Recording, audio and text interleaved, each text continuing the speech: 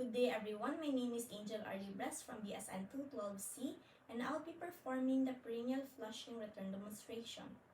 It is a way of removing secretion and odor from the perineal area to provide comfort and relaxation to the patient. This helps in preventing infection and contamination in the perineum area. It is applicable to patients who are in labor or in postpartum, also applicable to gynecologic patients with perineal repair, patients who are in comatose, patients who have diabetes, and patients who have an indwelling catheter. Then the next thing we're going to do is to prepare the materials needed, such as the bedpan, our pitcher or container with sterile warm water, our two forceps, the working and the picking forceps. We also have our antiseptic spray here. We also have our 2 kidney basin, our 7 cotton balls soaked in cleansing solution. We also have our dry cotton balls here. We have our perineal pad, our cleaning gloves, draw sheet, and our bath blanket. Then the next thing we're going to do is to perform hand washing to prevent infection and cross-contamination between me, the healthcare worker, and my patient. Then the next thing we're going to do is to introduce ourselves to the patient and explain the procedure for her to have full understanding of the whole process and for us to gain her cooperation as well. So, good day, ma'am. My name is Angel Libres. Can you state your full name, ma'am? And your birthday, please. Alright. So, what name do you prefer me calling you po? Just Ma'am Camille? Okay. Yeah, Ma'am Camille, what language do you prefer speaking po? Do you speak English, Tagalog, or Bisaya? You speak both English and Tagalog. Alright. So, ma'am, I'm here with you today because I'll be doing perineal flushing. So, I'll be cleaning your perineal area to remove secretion or certain discharges and to remove odor as well. And what I'm going to do is to rinse your perineal area with warm water and clean them with cotton, soak them again in water. Then I'll be doing aftercare to you. Would that be alright with you, ma'am? Okay, great. Also, we need to make sure that the curtains and the doors are closed to provide patients privacy. Now, the next thing we're going to do is to wear our cleaning gloves.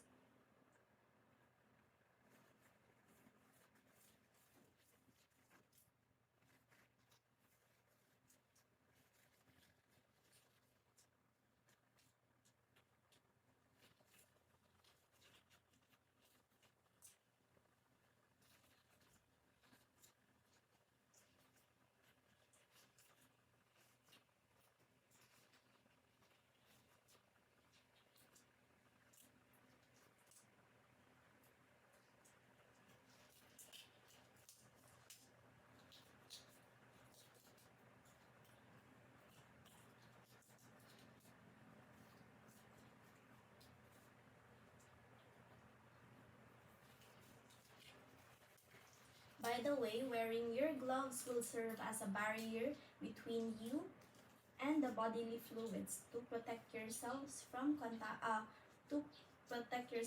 infection and cross-contamination.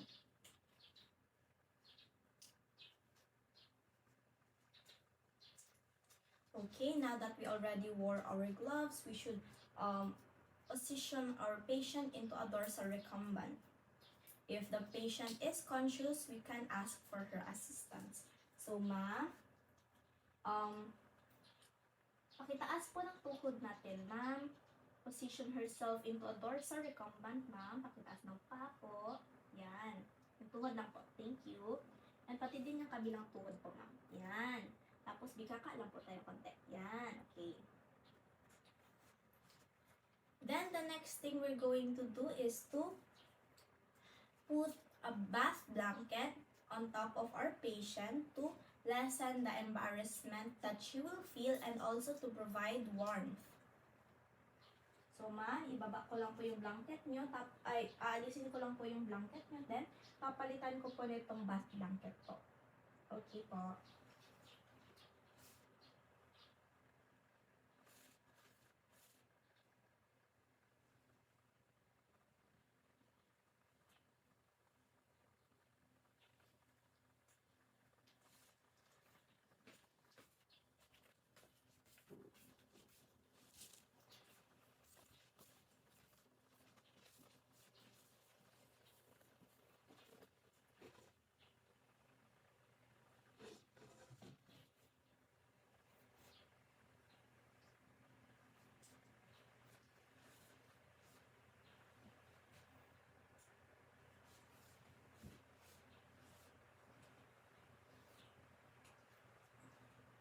Then, place it from her head to her toes. Yan. Then, after that, you will put bedpan and draw sheet beneath the patient's buttocks to prevent the bed from getting soiled. Okay, ma'am. Mag-insert ako ng draw sheet sa ilalim mo, ma'am, ha?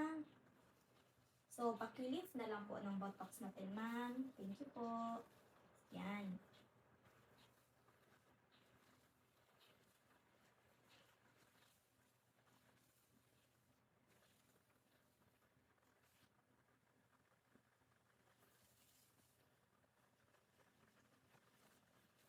Okay, ma'am. Pakitaas konti ng buttocks natin. Thank you. Yan. Or pwede, pakiroll na lang. Pwede din, ma'am. Pakiroll na lang ng body niyo sa side, ma'am. Okay. Para di po tayo mahirapan. Yan. Okay.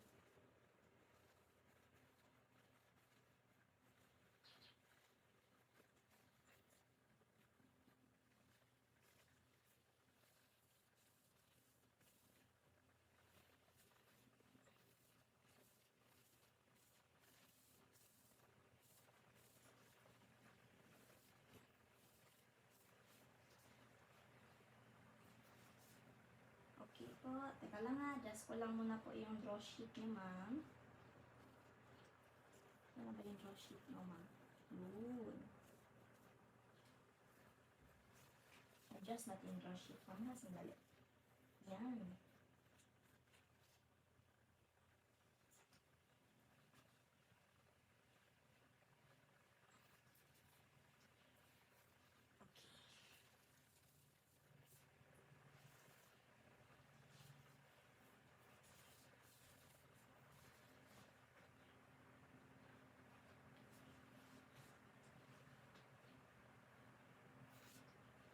Once you put the draw sheet beneath the patient's buttocks, you will have to put the bedpan beneath her buttocks as well.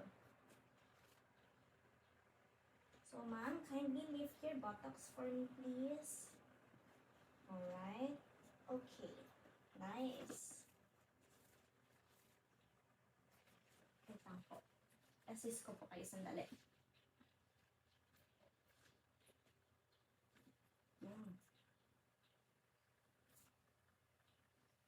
Would you like me to put a pillow beneath your head po? Okay po. Sandali po ha. Wala po ang pillow.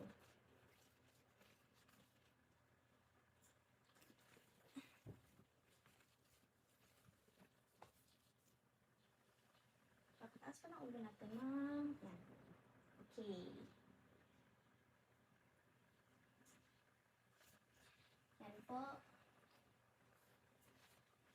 Then after putting the bedpan and the draw sheet beneath her buttocks, then you have to expose only the part that you will be cleaning. Ma'am, i-expose ko na po yung perineal area niyo, ma'am, ha? Okay po. Mat ko na po to. Sandali lang po. I-roll ko pataas yung drape niyo, ma'am, ha? Thank you.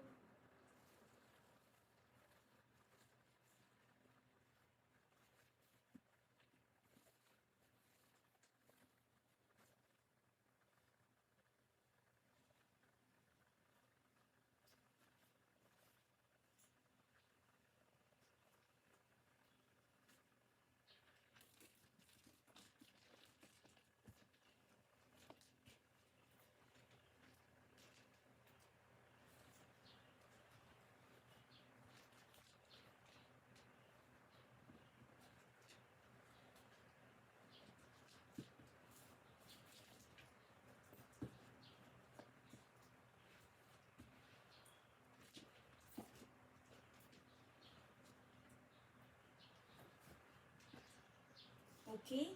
Once the patient's perineal area is already exposed, now what you're going to do is to first inspect the perineum for certain inflammation, swelling, excessive discharges or secretion from the orifice, and odor as well. Alright, so after you have inspected the perineum, you will take this warm sterile water, but first you will let the patient feel the warmth of the water. So ma'am, kindly touch the water po and just tell me po if it is warm enough for your comfort po. Okay po, warm na po. Sige po. Thank you so much.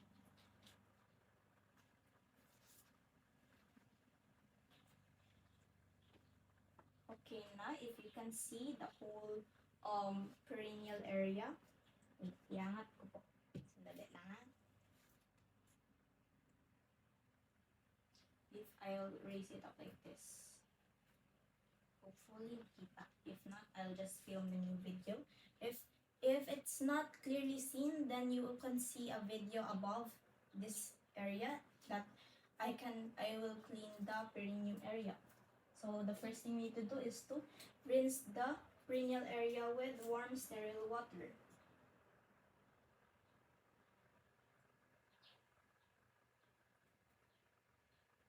Alright, after that,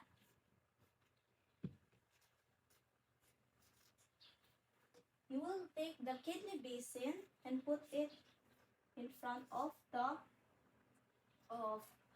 bedpan so that this may act as your trash receptacle for your cotton balls.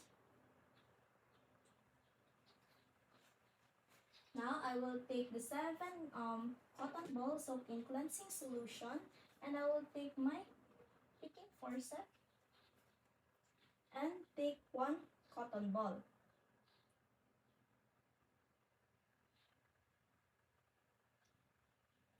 Then the first thing I'm going to do is to clean from the mons pubis to the anus in a 1-stroke movement.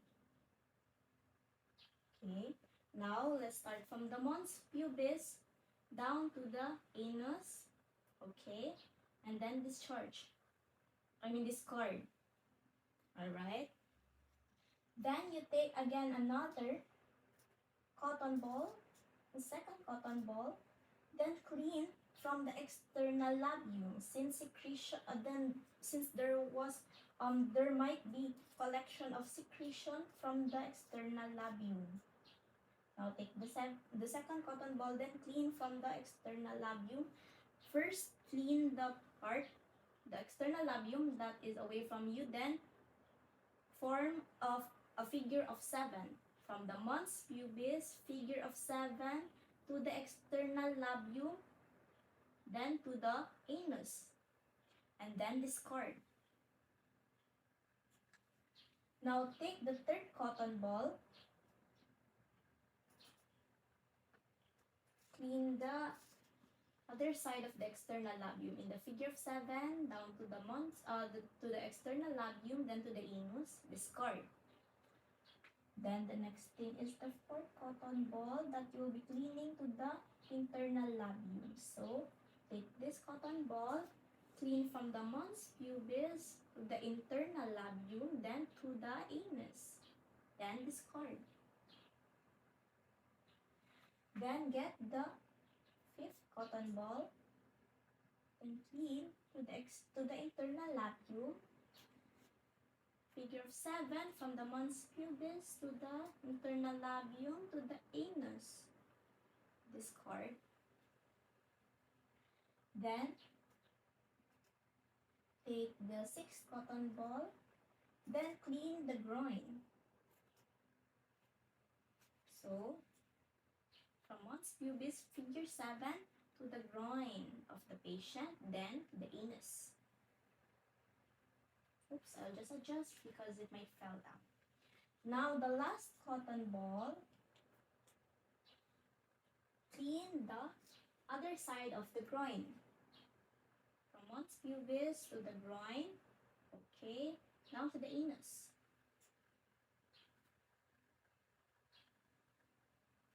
Okay.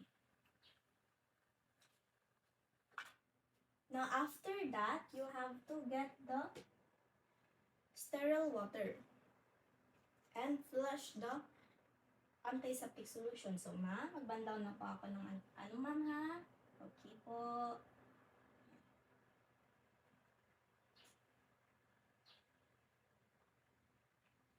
Now that you have rinsed the perineal area of our patient, now you have to take the dry cotton balls out from the container.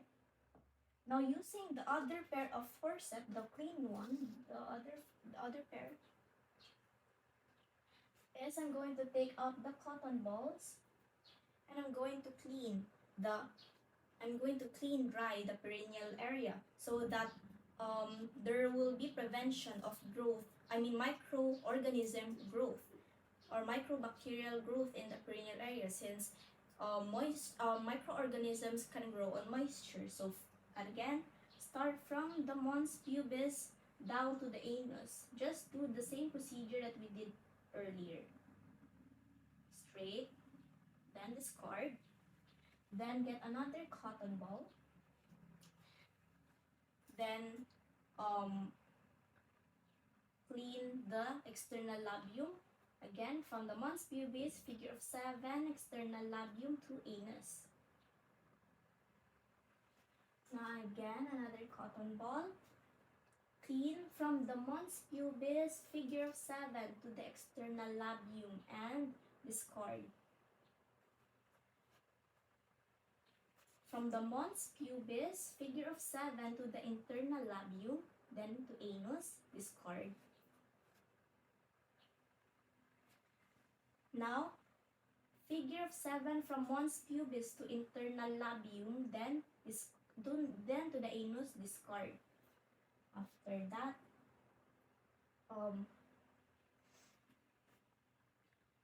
take another cotton ball to clean the groin from mons pubis, figure of 7 down to the groin to anus, then discard. Then take another cotton ball, figure of 7 from mons pubis down to the groin to anus, then discard.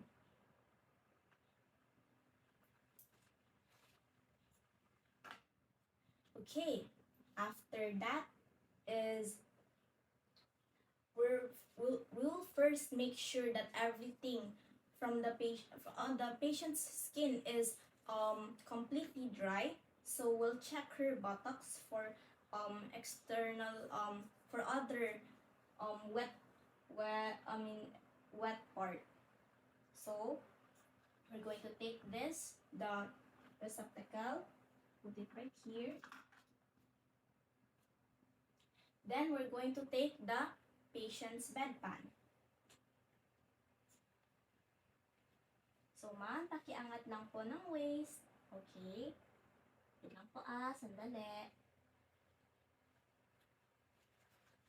I'll assist you, ma'am. Okay.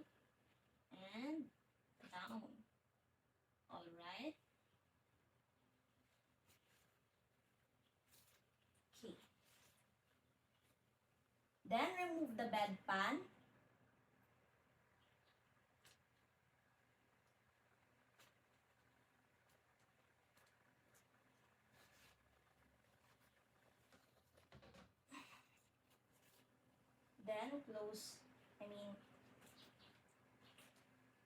Then ask the patient to turn to her side for us to clean the buttocks of the patient. So ma'am, kindly turn to your side please. Wait lang po i-close lang po natin ito sandali. Then, kindly turn to your side please.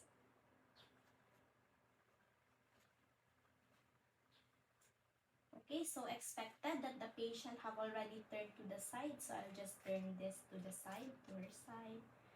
Now, I'm going to take the forceps and pick up the clean cotton ball and clean from buttocks to thighs. Then discard.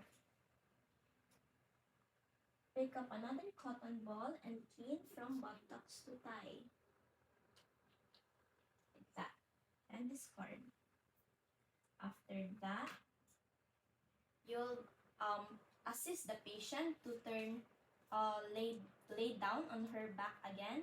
Okay, and close the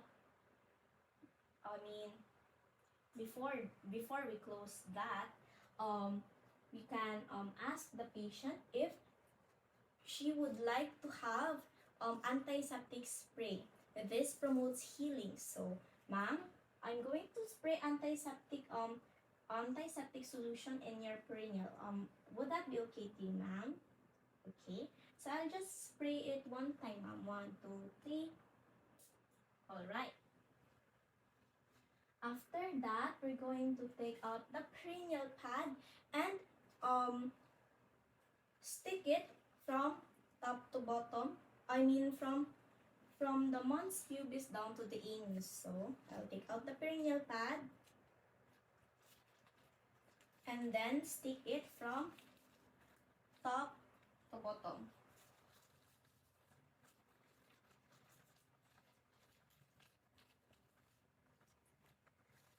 And after that, you will have to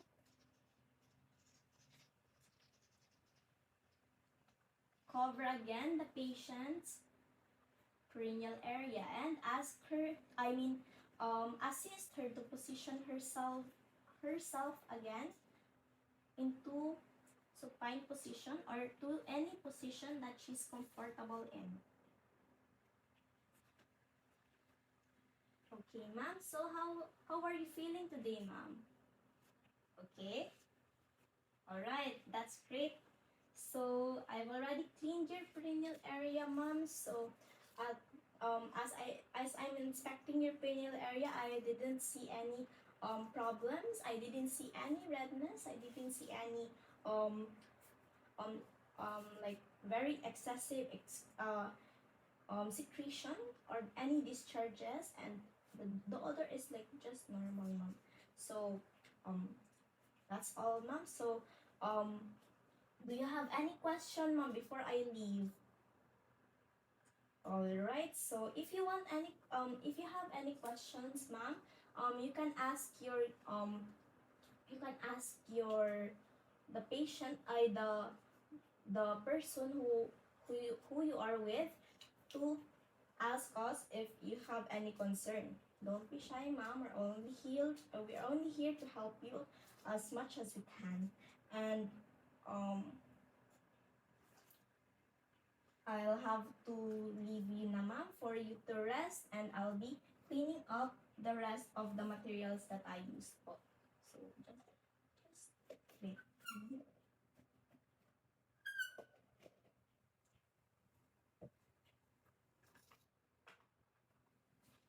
Then do the aftercare of the materials. Then the next thing you're going to do, let's assume that we have already cleaned the materials in our table. Then we remove our gloves that we use.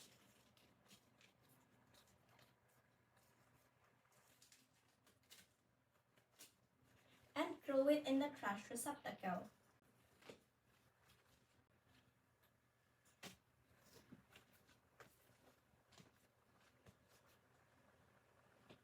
Then the next thing we're going to do is to perform hand washing again to remove any possible bodily fluids that have come in contact with our skin, to prevent infection and also to prevent cross-contamination between me and my patient.